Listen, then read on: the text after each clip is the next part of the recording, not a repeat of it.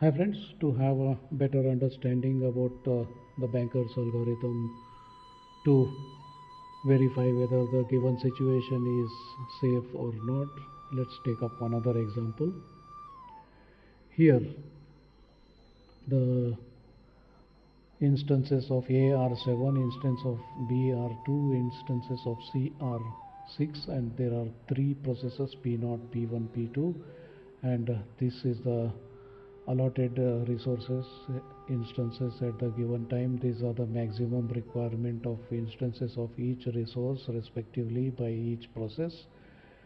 So looking at that, we have totally available resources. So 2 instances of A, 1 instance of B, and 3 instances of C are available. So if we just subtract the allotted from the needed, then we get what is currently required. So the current requirement is shown in this particular column. So for P0 it is 603, for P1 it is 112, and for P2 it is 010. That is for A, B, C and C respectively. So let's begin solving this problem. So we have currently 213 units of A, B and C instances respectively. So if we just look at what P0 is, the P0 requirement is 603. That means for B and C there is no problem, but for A there is a problem because we have only 2 instances available, whereas the requirement is for the 6. Therefore it is not possible to continue providing the resources to P0. So let's check the next one.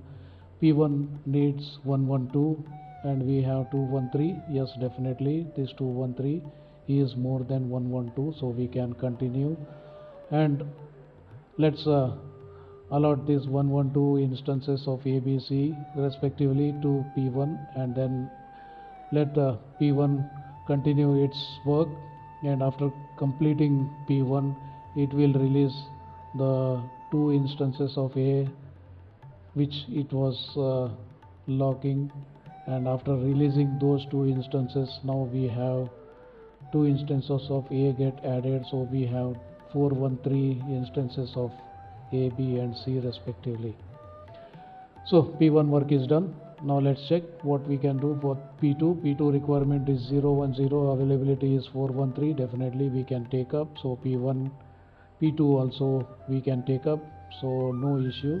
So let's continue working with P2, and P2 completes its job, and once P2 completes its job, then 303 will be released, and these 303 will be added to the total resources available, so that makes 716.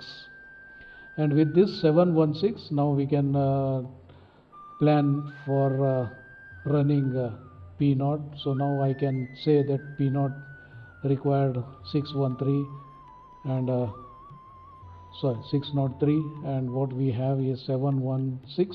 So 7 is more than 6, 1 is 0 is 1 is more than 0, and 6 is more than 3. So all 3 required are less than what is available, and hence now P0 can also continue its work. And finally what has done, so we started running P1. After P1 is done, some resources are released, then we go to P2. After P2, some more resources are released, then finally we can go to P0. So we had 3 processes in wait, so all 3 could complete, but in this order only: P1, P2 and P0. Whatever be the order, what is important here is that all the 3 processes can get the required resources, and it can continue and complete their work. So all the 3 processes will complete their job without any problem, and hence we can say that working on that. So we can allot these resources as per this requirement, and hence there won't be any chance of the deadlock. So the state is safe. So that's it about this problem. Thank you.